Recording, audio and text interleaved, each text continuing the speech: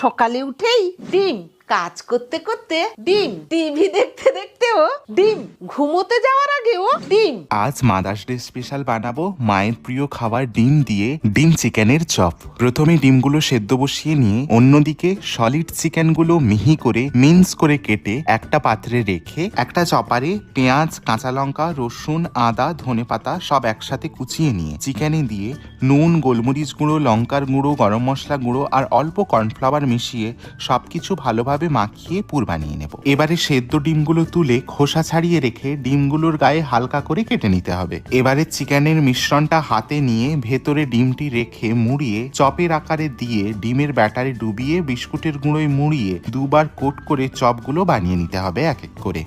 মা, চপ ভাজবো কি তেল দিয়ে? এবারে ডিম চিকেনের চপ ভাজার জন্য তুই ব্যবহার কর Emami healthy and tasty ultralight soybean তেল, কারণ ইমামি হেলদি